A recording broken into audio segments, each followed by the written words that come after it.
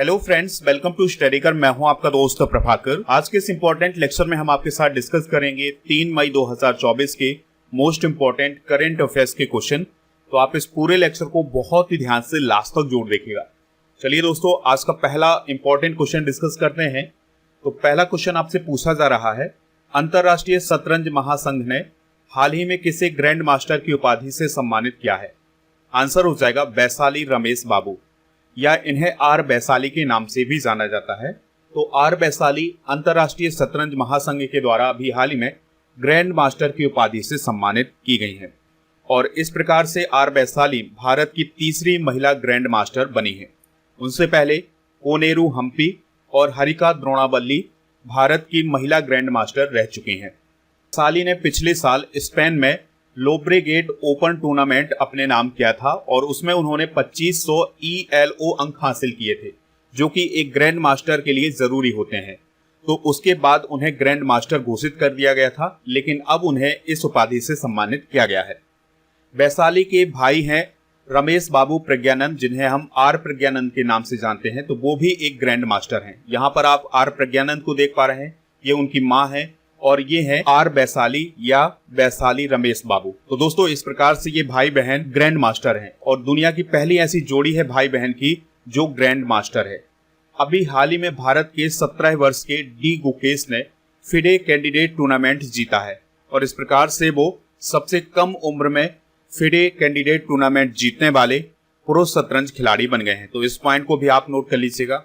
देखिए दोस्तों, शतरंज की सबसे बड़ी संस्था है फिडे। जिस प्रकार से क्रिकेट की सबसे बड़ी संस्था है ICC, भारत में क्रिकेट की सबसे बड़ी संस्था क्या है? BCCI। हॉकी की अगर हम बात करें तो हॉकी की सबसे बड़ी संस्था है FIH। तो इसी प्रकार से शतरंज की सबसे बड़ी संस्था है इंटरनेशनल चेस फेडरेशन, जिसे हम शॉर्ट में फिडे बोलते हैं। इसकी स्थापना 20 जुलाई 1924 को की गई थी। इसके मेंबर हैं 201। इसके वर्तमान में अध्यक्ष कौन है? आर्कडी ड्यूकोविच। और इसके उपाध्यक्ष कौन है? तो दोस्तों, विश्वनाथन आनंद इसके उपाध्यक्ष हैं। ये पॉइंट भी आप याद रखिएगा। विश्वनाथन आनंद के बारे में आपको और क्या याद रखना है कि वो भारत के पहले ग्रैंड मास्टर हैं। फिडे का मुख्यालय है लुसाने, स्विट्जरलैंड में।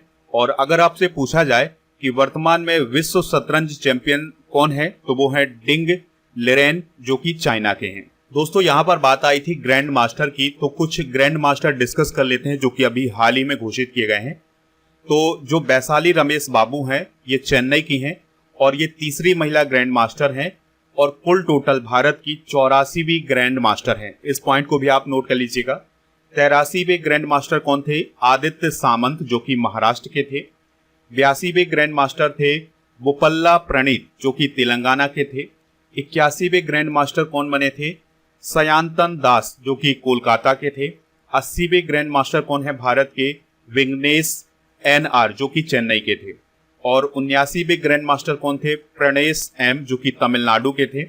और 78वें ग्रैंड मास्टर कौन थे? कौस्तभ चटर्जी, जो कि कोलकाता के थे। तो दोस्तों, ये हैं हाल फिलहाल में घोषित किए गए भारत के ग्रैंड मास्टर। आप इस पूरे लेक्चर को बहुत ही ध्यान से लास्ट तक देखिएगा। लास्ट में आपसे क्वेश्चन पूछा जाएगा जिसका आंसर आपको कमेंट बॉक्स में देना है। अगर आप चैनल पर पहली बार आए हैं तो सब्सक्राइब कर लें, बेल आइकन भी दबा लें, जिससे आपको समय पर सबसे पहले नोटिफिकेशन मिल सकेगा। आप हमारे व्हाट्सएप चैनल को ज्वाइन कर लीजिएगा, उसका लिंक डिस्क्रिप्शन बॉक्स में दिया गया है। इसके अलावा आप हमारे टेलीग्राम चैनल को भी ज्वाइन कर लीजिएगा।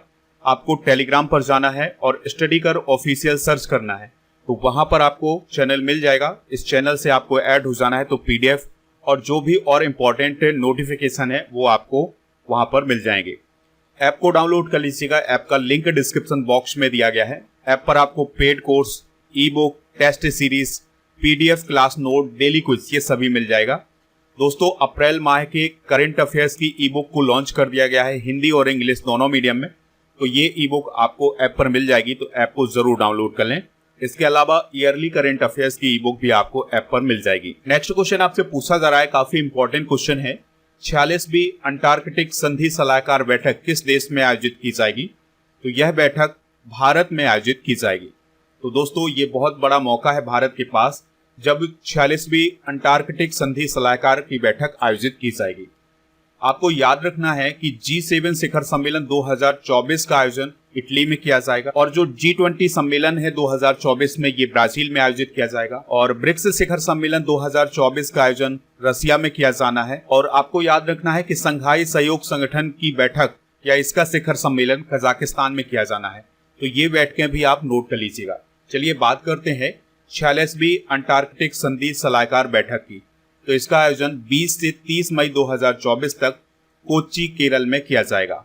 दोस्तों इसके अलावा पर्यावरण संरक्षण समिति की 26वीं बैठक भी इसी के साथ की जाएगी।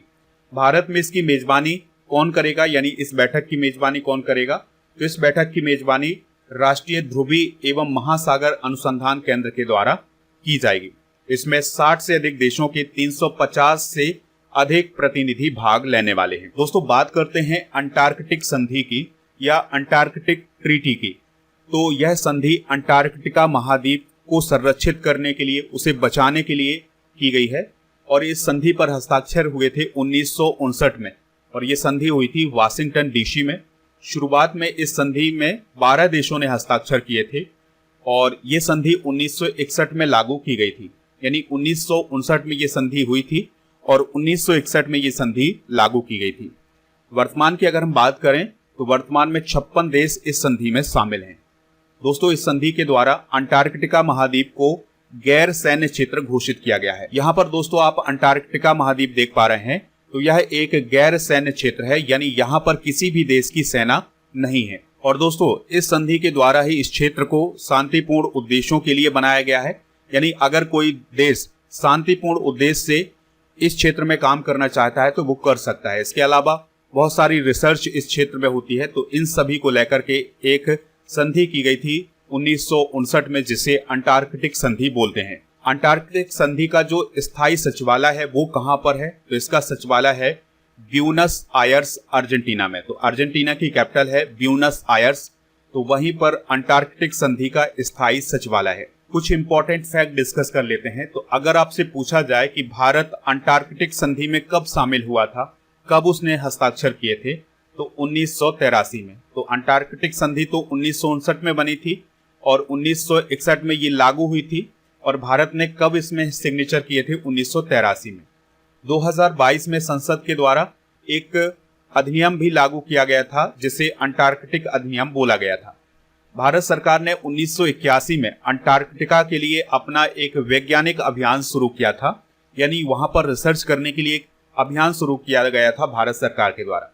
दोस्तों कुछ और फैक्ट आपको याद रखना है, जैसे भारत ने 1983 में अंटार्कटिका महाद्वीप पर पहला अनुसंधान स्टेशन बनाया था जिसका नाम था दक्षिण गंगोत्री, और इसे फिर 1994 में बंद भी कर दिया गया था। तो अभी भारत के 2 अनुसंधान केंद्र हैं जो कि अंटार्कटिका महाद्वीप पर संचालित हैं। तो उनमें पहला है मैत्री और दूसरा है भारती। तो मैत्री को 1989 में स्थापित किया गया था और भारती को 2012 में स्थापित किया गया था। नेक्स्ट क्वेश्चन आपसे पूछा जा रहा है, हाल ही में पेटीएम मनी के सीईओ कौन बने हैं? तो राकेश सिंह पेटीएम मनी के सीईओ बनाए गए हैं।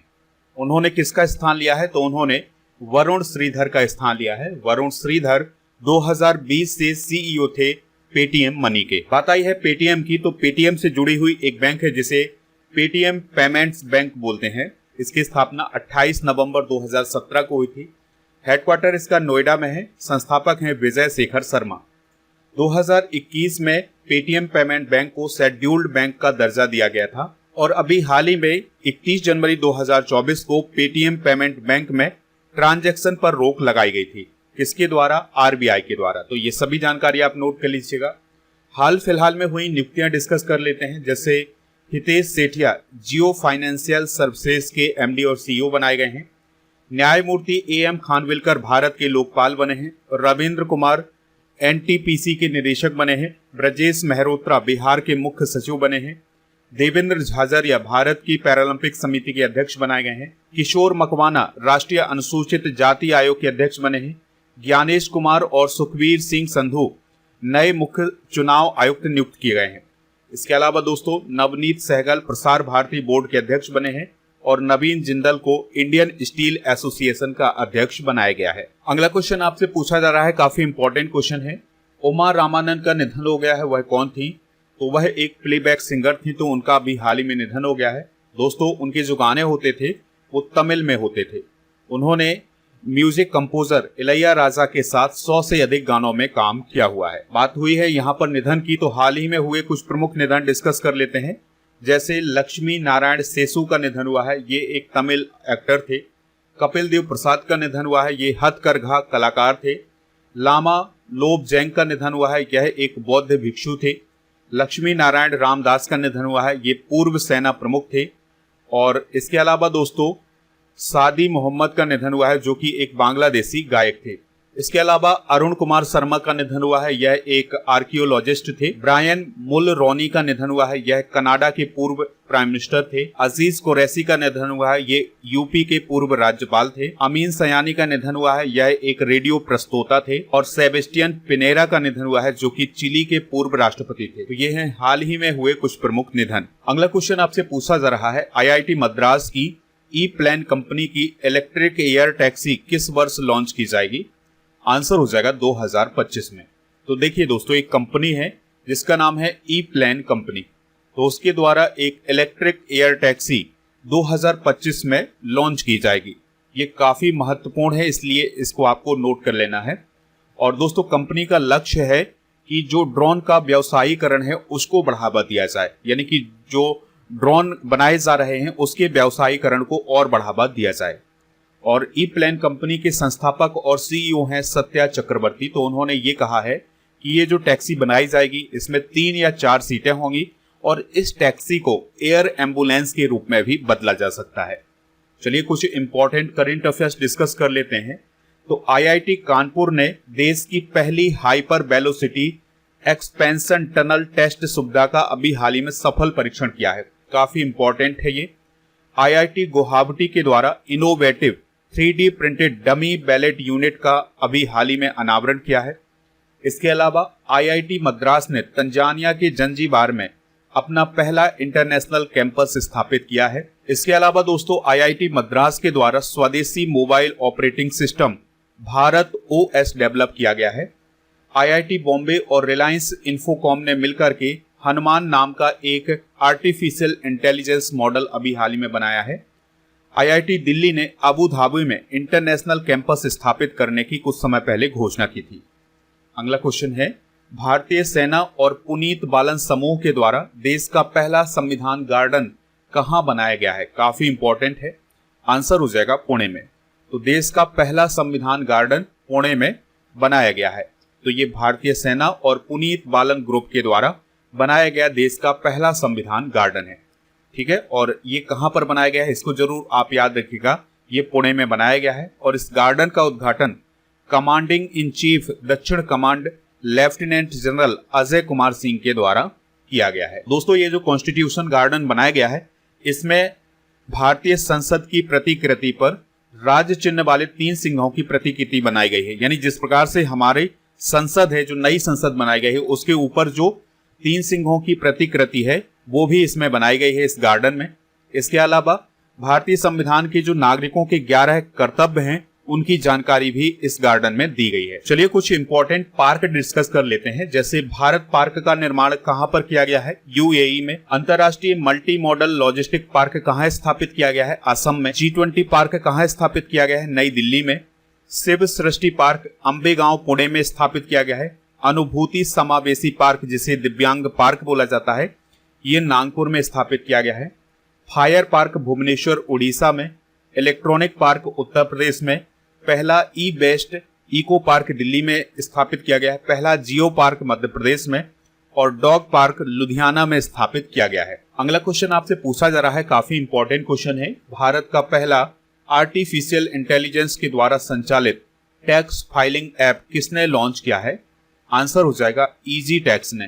तो इजी टैक्स के द्वारा अभी हाल ही में आर्टिफिशियल इंटेलिजेंस के द्वारा संचालित टैक्स फाइलिंग ऐप को लॉन्च किया गया है, यानी कि इसमें टैक्स की फाइलिंग की जा सकती है। यह एप्लीकेशन उन करदाताओं के लिए डिजाइन किया गया है जो मोबाइल एप्लीकेशन पसंद करते हैं या उनके पास कंप्यूटर नहीं है। देखिए दोस्तों कुछ ऐप और पोर्टल डिस्कस कर लेते हैं। अगर आपसे पूछा जाए फ्लड वॉच ऐप किसने लॉन्च किया है, तो केंद्रीय जल आयोग ने लॉन्च किया है। सिंह सूचना ऐप गुजरात सरकार के द्वारा और इलेक्ट्रिक व्हीकल ऐप वेस्कॉम कंपनी बेंगलुरु के द्वारा लॉन्च किया गया है। राजमार्ग यात्रा ऐप NHAI के द्वारा लॉन्च किया गया है। उद्गम पोर्टल RBI के द्वारा लॉन्च किया गया है। सुस्वागतम पोर्टल सर्वोच्च न्यायालय के द्वारा। उल्लास ऐप शिक्षा मंत्री धर्मेंद्र प्रधान जी के द्वारा लॉन्च किया गया है। मोबाइल दोस्त ऐप जम्मू कश्मीर में लॉन्च किया गया है। प्रवाह पोर्टल RBI के द्वारा लॉन्च किया गया है और ई सारस ऐप ग्रामीण विकास मंत्रालय के द्वारा लॉन्च किया गया है। तो ये सभी ऐप और पोर्टल आप नोट कर लीजिएगा। अगला क्वेश्चन आपसे पूछा जा रहा है, नई दिल्ली में भारत और किस देश के द्वारा संयुक्त सुरक्षा अभ्यास आयोजित किया गया है? तो अभी हाल ही में भारत और इजराइल के बीच में एक संयुक्त सुरक्षा अभ्यास आयोजित किया गया है। तो ये काफी महत्वपूर्ण अभ्यास माना जा रहा है, क्योंकि आपको पता है कि गाजा और इजराइल के बीच युद्ध चल रहा है। तो पूरी दुनिया में इस युद्ध को लेकर के अलग अलग राय है और भारत ने अब इजराइल के साथ एक ड्रिल की है जिसे ज्वाइंट सिक्योरिटी ड्रिल कहा गया है, यानी कि संयुक्त सुरक्षा अभ्यास किया है।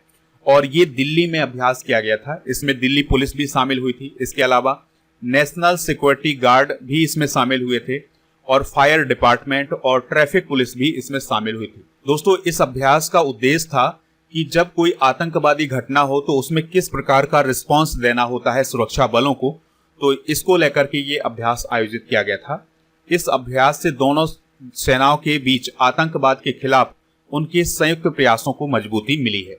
इजराइल की बात आई है तो इजराइल की कैपिटल है जेरूसलम। राष्ट्रपति हैं इसहाक हर्जोग और प्राइम मिनिस्टर हैं वर्तमान में बेंजामिन नेतन्याहू। यहां पर आप इजराइल का मैप देख पा रहे हैं। देखिए दोस्तों, इजराइल के लिए भारत के द्वारा एक ऑपरेशन चलाया गया था, उसका नाम था ऑपरेशन अजय। तो जब हमास और इजराइल के बीच में युद्ध शुरू हुआ था तो वहां से भारतीयों को निकालने के लिए भारत सरकार के द्वारा एक ऑपरेशन चलाया गया था जिसका नाम क्या था, ऑपरेशन अजय। युद्धाभ्यास की बात आई है तो चलिए कुछ प्रमुख युद्धाभ्यास डिस्कस कर लेते हैं जो कि 2024 में आयोजित किए गए हैं। जैसे IMT ट्रिलेट 2024 अभ्यास भारत, मोजाम्बिक और तंजानिया के बीच आयोजित किया गया है। टाइगर ट्राइम्फ अभ्यास भारत अमेरिका के बीच और अभ्यास लामितीय भारत सेशेल्स के बीच आयोजित किया गया है। सी डिफेंडर्स अभ्यास भारत अमेरिका के बीच, समुद्र लक्ष्मण भारत मलेशिया के बीच और धर्म गार्जियन अभ्यास भारत जापान के बीच। शांति प्रयास अभ्यास एक बहुराष्ट्रीय अभ्यास था जो कि नेपाल में आयोजित किया गया है। सदा तंसीक अभ्यास 2024 भारत और सऊदी अरब के बीच आयोजित किया गया है और डेजर्ट साइक्लोन अभ्यास का आयोजन भारत और UAE के बीच किया गया है। नेक्स्ट क्वेश्चन है, किस देश को वर्ल्ड बैंक के द्वारा 84 मिलियन अमेरिकी डॉलर की मानवीय सहायता प्रदान की गई है? आंसर हो जाएगा अफगानिस्तान। तो अभी हाल ही में वर्ल्ड बैंक के द्वारा अफगानिस्तान को 84 मिलियन अमेरिकी डॉलर की मानवीय सहायता प्रदान की गई है। यानी वहां पर जो आर्थिक हालात बिगड़े हुए हैं और जो महिलाओं की खराब स्थिति है और जो क्लाइमेट चेंज हो रहा है, तो इन सभी के लिए ये राशि प्रदान की गई है। तो राशि कितनी प्रदान की गई है वर्ल्ड बैंक के द्वारा? 84 मिलियन अमेरिकी डॉलर की। इससे पहले 2022 में भी 265 मिलियन अमेरिकी डॉलर का अनुदान दिया गया था अफगानिस्तान को। अफगानिस्तान की बेसिक जानकारी डिस्कस कर लेते हैं। तो कैपिटल इसकी काबुल है और यहाँ के सुप्रीम लीडर हैं हिबतुल्लाह अखुनजादा और प्राइम मिनिस्टर हैं हसन अखुन और मुख्य न्यायाधीश हैं अब्दुल हकीम हक्कानी। और आपको याद रखना है कि तालिबान ने अफगानिस्तान पर 15 अगस्त 2021 को कब्जा किया था और अफगानिस्तान ने नई दिल्ली में स्थित अपने दूतावास को स्थायी रूप से अभी कुछ समय पहले बंद किया है। तो ये सभी जानकारी आप नोट कर लीजिएगा। बात आई है वर्ल्ड बैंक की। तो वर्ल्ड बैंक की स्थापना 1944 में हुई थी। कई बार एग्जाम में पूछा गया क्वेश्चन है। हेडक्वार्टर इसका वाशिंगटन DC में है और 189 इसके मेंबर हैं। संस्थापक हैं जॉन मैनार्ड कीन्स और हैरी टेक्स्टर वाइट और इसके अध्यक्ष हैं वर्तमान में अजय बंगा जो कि भारतीय मूल के हैं। नेक्स्ट क्वेश्चन है, NPCI इंटरनेशनल के द्वारा किस देश को UPI जैसी भुगतान प्रणाली डेवलप करने में सहायता प्रदान की जाएगी? आंसर हो जाएगा नामीबिया। तो नामीबिया देश की हेल्प करेगा कौन? NPCI international. तो जिस प्रकार से भारत में UPI प्रणाली चलती है जिसके माध्यम से आप ट्रांजैक्शन करते हैं, पेमेंट करते हैं, तो उसी प्रकार की प्रणाली विकसित की जाएगी नामीबिया में। तो उसके लिए NPCI इंटरनेशनल के द्वारा सहायता की जाएगी नामीबिया की। तो इसके लिए अभी हाल ही में एक समझौता हुआ है। दोस्तों ये जो समझौता हुआ है इसका उद्देश्य ये है कि नामीबिया में वित्तीय पारिस्थितिकी तंत्र यानी कि फाइनेंशियल इकोसिस्टम में सुधार किया जाए। तो ये काफी इंपॉर्टेंट है, इस पॉइंट को आप नोट कर लीजिएगा। नामीबिया की लोकेशन की अगर हम बात करें तो ये है अफ्रीका कॉन्टिनेंट और यहाँ पर स्थित है नामीबिया। विंडहॉक इसकी कैपिटल है। दोस्तों बात करते हैं NPCI की, तो इसका फुल फॉर्म होता है national payment corporation of India और यह एक ऐसा ऑर्गेनाइजेशन है जो रिटेल पेमेंट को संचालित करता है। इसकी स्थापना 2008 में की गई थी। मुख्यालय इसका मुंबई में है। CEO हैं दिलीप असबे। और UPI का फुल फॉर्म क्या होता है? तो इसका फुल फॉर्म होता है यूनिफाइड पेमेंट इंटरफेस। तो यह एक ऐसा सिस्टम होता है जिससे तुरंत पेमेंट किया जाता है। दोस्तों अब हम उन देशों की बात कर लेते हैं जहां पर UPI संचालित किया जा चुका है। तो सिंगापुर, मलेशिया, UAE, फ्रांस और इसके अलावा बेनेलक्स देश जिसमें बेल्जियम, नीदरलैंड, लग्जमबर्ग और स्विट्जरलैंड आते हैं। इसके अलावा नेपाल और UK में भी UPI सिस्टम लॉन्च किया गया है। अभी हाल ही में UPI को पेरिस के एफिल टावर में लॉन्च किया गया था। तो ये पॉइंट भी आप नोट कर लीजिएगा, काफी इंपॉर्टेंट है। ये थे आज के करंट अफेयर्स के क्वेश्चन। चलिए अब हम कल के करंट अफेयर्स के क्वेश्चन एक बार रिवाइज कर लेते हैं, फिर जनरल नॉलेज के पिटारे को डिस्कस करेंगे। लास्ट में पूछेंगे आपसे क्वेश्चन जिसका आंसर कमेंट बॉक्स में देना है। तो कल का पहला क्वेश्चन था, भारत अगले 5 वर्षों के लिए किस देश के प्रशासनिक अधिकारियों को प्रशिक्षित करेगा? बांग्लादेश। 1 मई 2024 को किन 2 राज्यों का स्थापना दिवस मनाया गया है? गुजरात और महाराष्ट्र। BWF विश्व जूनियर बैडमिंटन चैंपियनशिप 2025 का आयोजन गुवाहाटी में किया जाएगा। ईशान पहल हाल ही में किसके द्वारा शुरू की गई है? तो एयरपोर्ट्स अथॉरिटी ऑफ इंडिया के द्वारा। टाटा कंसल्टेंसी सर्वश्रेष्ठ वर्ल्ड 10 के बेंगलुरु के 16वें संस्करण में पुरुष वर्ग में किसने जीत हासिल की है? पीटर मुआबनिकी ने, जो कि केन्या के हैं। भारत में फ्लोटिंग सोलर टेक्नोलॉजी के लिए NHPC और किसके बीच समझौता हुआ है? ओशन सन के बीच में। उत्तर प्रदेश के अमेठी के फुर्सतगंज रेलवे स्टेशन का नया नाम क्या हो गया है? कपेश्वर धाम। रुआंग ज्वालामुखी किस देश में है जिसमें हाल ही में विस्फोट हुआ है? इंडोनेशिया। नेक्स्ट क्वेश्चन है, भारतीय नौसेना ने स्मार्ट मिसाइल का सफल परीक्षण कहां किया है? ओडिशा में। भारतीय नौसेना के उप प्रमुख कौन बने हैं? कृष्णा स्वामीनाथन। तो ये सभी करंट अफेयर्स के क्वेश्चन आप नोट कर लीजिएगा। आज के जनरल नॉलेज के पिटारे में हम डिस्कस करेंगे संयुक्त राष्ट्र के द्वारा घोषित किए गए वर्ष और अंतर्राष्ट्रीय दशक। तो 2019 को देशीय भाषाओं का अंतर्राष्ट्रीय वर्ष घोषित किया गया था। 2020 को पौधों के स्वास्थ्य हेतु अंतर्राष्ट्रीय वर्ष और नर्स एवं दाई का अंतर्राष्ट्रीय वर्ष घोषित किया गया था 2020 को। और 2021 को शांति एवं विकास हेतु अंतर्राष्ट्रीय वर्ष घोषित किया गया था। 2022 को कुटीर और मत्स्यिकी एवं मत्स्य पालन हेतु अंतर्राष्ट्रीय वर्ष घोषित किया गया था। 2023 काफी इंपॉर्टेंट है, तो 2023 को बाजरा वर्ष घोषित किया गया था जिसकी सिफारिश भारत के द्वारा की गई थी। और 2024 को international year of the camel घोषित किया गया है। दोस्तों कल के करंट अफेयर्स में आपसे क्वेश्चन पूछा गया था कि महाराष्ट्र और गुजरात की स्थापना किस वर्ष हुई थी? तो 1960 में इसकी स्थापना हुई थी। तो लगभग सभी लोगों ने इसका आंसर बताया हुआ है। इसके अलावा आज का क्वेश्चन है, विश्व बैंक की स्थापना कब हुई थी? जो भी इसका राइट आंसर हो कमेंट बॉक्स में जरूर बताएं, हमें इंतजार रहेगा आपके आंसर का।